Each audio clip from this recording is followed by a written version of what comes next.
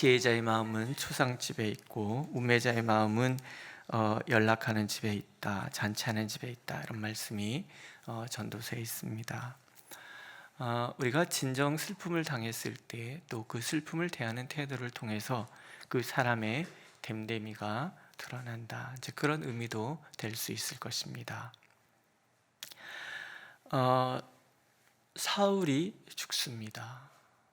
그 소식을 아말렉 청년이 가지고 옵니다.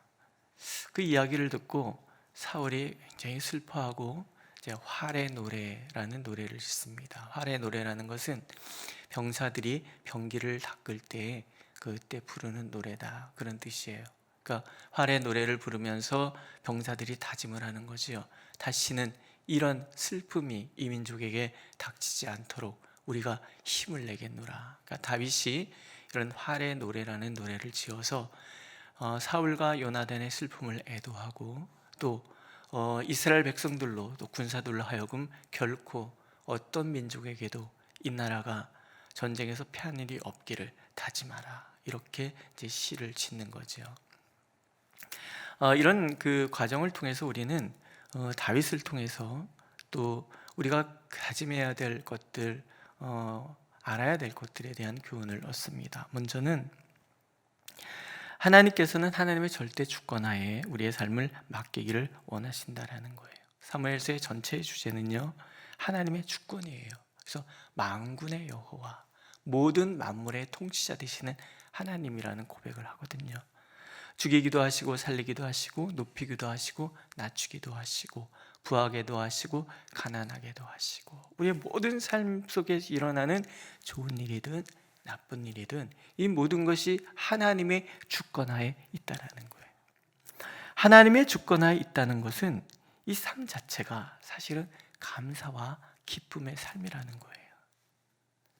하나님은 사울도 기름 부어 세우시고 다윗도 기름 부어 세우시는 분이에요. 또 하나님은 사울을 패하기도 하시는 분이에요. 요나단이라는 걸출한 왕자가 있어요. 아버지와는 비교할 수 없을 정도로 됨됨이가 괜찮고 또 하나님 안에서의 믿음도 담대하잖아요. 혼자 블레셋 전체와 싸우는 요나단의 모습은 다윗이 골리앗 앞에 물맷돌 5개 들고 나간 모습과 다를 바가 없어요. 지혜롭고 상황 판단도 정확하고 그러면서 사람을 사랑하는 사람이잖아요. 다윗이 자기의 정적이 될 줄 뻔히 알지만 그러나 자기의 목숨보다도 더 다윗을 사랑했다, 이렇게 얘기하잖아요. 그러니까 예수 그리스도의 마음을 이미 요나단은 가지고 있어요. 하지만 하나님께서는 요나단을 사울을 이어서 왕으로 삼지 않으십니다. 그의 삶 자체를 그냥 그렇게, 물론 전쟁터에서 불행하게 죽기는 했지만 그러나 그 삶을 그렇게 아름답게 마무리 지어주세요. 이게 다 누가 하시는 일이에요? 하나님이 하시는 거예요. 행불행에 대해서 우리는 그것을 옳다 그르다 따지기에 앞서서 모든 것이 하나님의 선하신 뜻 가운데 있습니다라는 분명한 고백을 하나님 원하시는, 그걸 순종이라 그럽니다. 그렇기 때문에 하나님의 주권을 인정하는 사람은요, 하나님께서 나를 낮추실 때 좌절하지 않아요. 또 하나님께서 나를 높여주실 때 교만하지 않을 수 있어요. 나의 나됨은 오직 하나님의 은혜일 뿐이지 그것이 나하고는 상관이 없는 거예요. 내가 능력이 있기 때문에 하나님이 높여주시고 내가 능력이 없기 때문에 나를 낮추시고 그런 게 아니라는 거예요. 그러나 우리는 스스로 돌아보면서 열등감에 빠질 때가 얼마나 많이 있어요. 물론 게으름에 대해서는 우리가 분명히 하나님 앞에서 회개해야 되는 거죠. 그러나 내가 최선을 다하는데 능력 부족한 거 어쩔 수 없어요. 또 능력이 많은 듯 그게 무슨 상관이 있겠냐는 얘기죠. 오직 하나님이 나를 높여주시면 높여주시는 거고 낮추시면 낮추시는 거예요.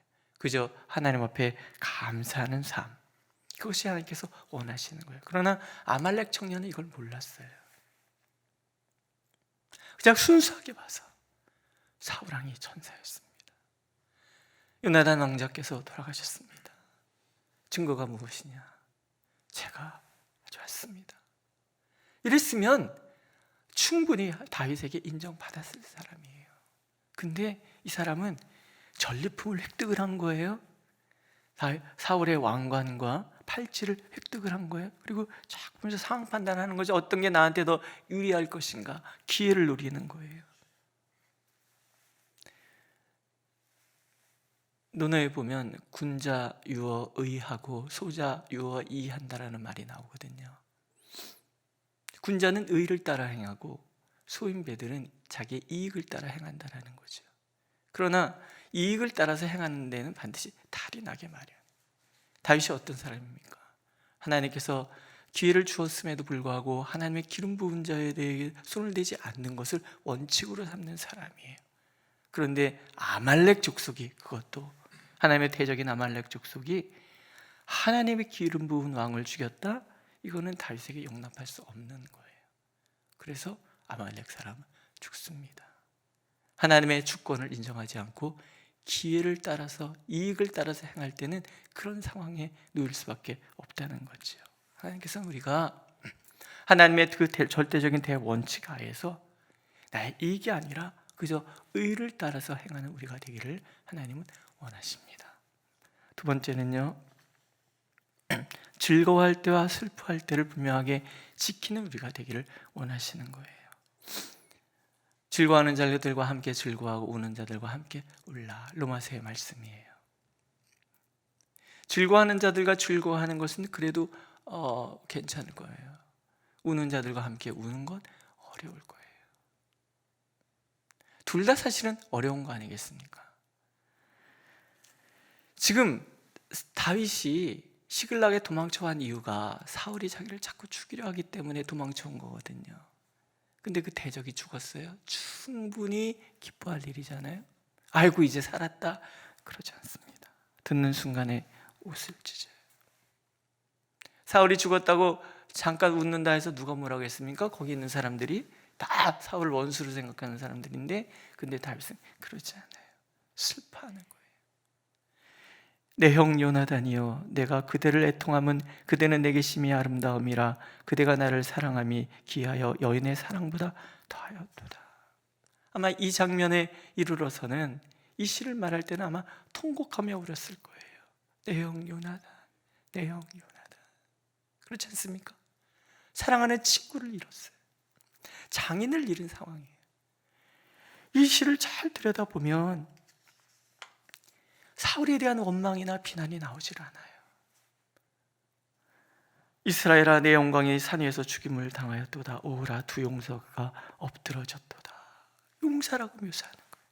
또 마치 이 사울과 요나단은 사자보다 용맹하고 독수리보다 빠르다라고 영웅으로 칭송하고 있는 거예요. 24절에 보면 이스라엘 딸들아, 사울을 슬퍼하여 울지어다. 그가 붉은 옷으로 너에게 화려하게 입혔고 금누리개를 너희 옷에 채웠도다. 다윗의 공로를, 아니 사울의 공로를 막 높여주는 거예요. 누가 봐도 사울의 죽음은 그 불순종의 대가입니다. 역대서에 나오는 것처럼 신접한 자를 찾아서 하나님께 묻지 않고 다른 신을 숭배한 거거든요. 그러니까 죽음의 죄에 해당이 되는 거예요. 근데 하나님의 기름 부은 받은 자를 사울은 죽이려고 쫓아다니잖아요. 다윗은 기름 부은 받은 자이기 때문에 소중하게 여기는데 누가 봐도 죽을 만한 대가를 치렀어요. 하지만 사울 왕의 죽음은 하나님 나라 백성 이스라엘의 슬픔이라는 거예요. 수치라는 거죠. 그래서 마음 알통해하는 거예요. 그런 마음을 누가 보고 계시는 거예요? 하나님이 보고 계시는 거예요. 우리는 다윗의 애가를 통해서 우리에게 전해주시는 하나님의 뜻이 무엇인지를 알게 됩니다.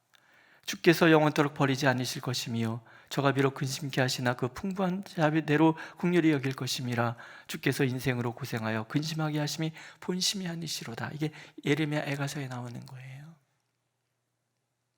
하나님이 이스라엘을 패퇴하게 해서 왕이 없는 나라, 그냥 블레셋이 점령해 버리는 거예요. 사람들은 도망가고 그 모든 집과 성읍에는 블레셋 사람들이 거주하기 시작을 해요. 민족의 그 비극. 하지만 거기에도 하나님의 계획이 있으시다라는 거죠. 인본주의 왕을 따라갔던 그 사람들에 대한 심판도 담겨져 있는 거. 그러나 그건 하나님의 본심이 아닌 거예요. 하나님, 우리가 회개하고 전심으로 하나님께 돌아오기만을 바라는 그런 마음인 거예요. 그렇지 않으십니까? 자녀들 키우실 때 아이들을 혼내는 것이 부모님의 본심이겠습니까? 물론 요즘 사람들 정신이 이상한 사람들이 덜어 있기는 하지만, 그러나 부모의 본 마음은 야단을 칠 때는 돌아오게 하시기 위함이지 내쫓기 위해서이 아니잖아요. 어느 날 저희 막내가 잘못했어요. 그래서 나가! 그랬어요. 얘가 진짜 나간 거예요. 근데 엄마도 같이 소리 지르면서 여보, 내가 야단 칠 때 당신은 나가야지. 얘가 진짜 나갔어요. 빨리 나가보라고 그랬더니 문 밖에 나가서 이러고 앉아있더래요. 엄마가 물어봤어요. 여기 왜 나왔어? 지금 뭐 하고 있어? 그러니까 내가 어디를 가야 하나 지금 생각하고 있대.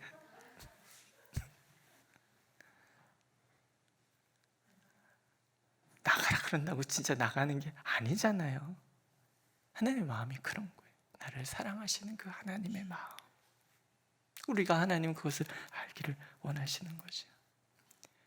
다윗도 울고 시글락에 사는 모든 유대 이스라엘 사람들이 다 울어요.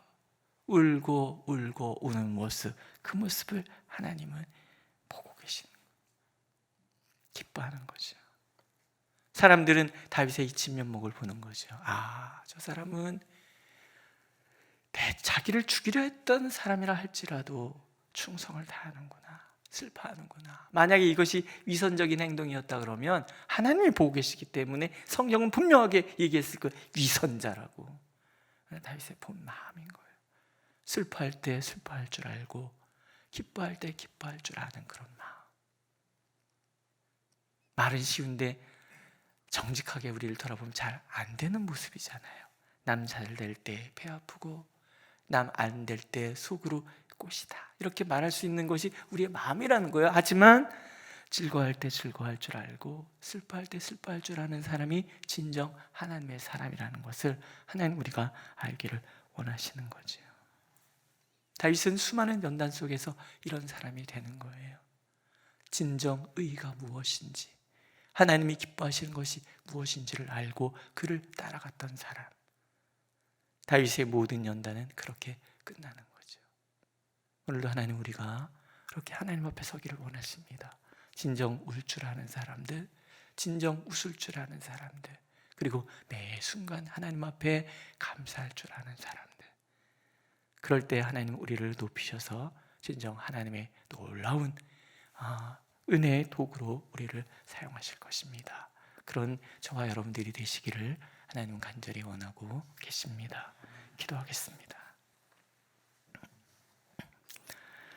다윗의 충성됨과 진실됨, 그리고 그 마음의 진실함을 아시는 하나님께서 그렇게 다윗을 존귀하게 만들어 주셨던 것처럼, 주님, 오늘도 우리가 주님 앞에 진실됨으로 서게 하여 주옵소서. 무엇보다도 슬픔을 당하였을 때 함께 울어줄 줄 알고 기쁨을 당하였을 때 함께 웃어줄 줄 아는 마음을 주셔서 우리 공동체가 주님 안에서 더 견고하고 아름다운 공동체 되게 하여 주옵소서. 예수님의 이름으로 기도드렸습니다. 아멘. 하늘에 계신 우리 아버지, 아버지의 이름을 거룩하게 하시며 아버지의 나라가 오게 하시며 아버지의 뜻이 하늘에서와 같이 땅에서도 이루어지게 하소서. 오늘 우리에게 일용할 양식을 주시고 우리가 우리에게 잘못한 사람을 용서해 준 것 같이 우리 죄를 용서하여 주시고 우리를 시험에 빠지지 않게 하시고 악에서 구하소서. 나라와 권능과 영광이 영원히 아버지의 것입니다. 아멘.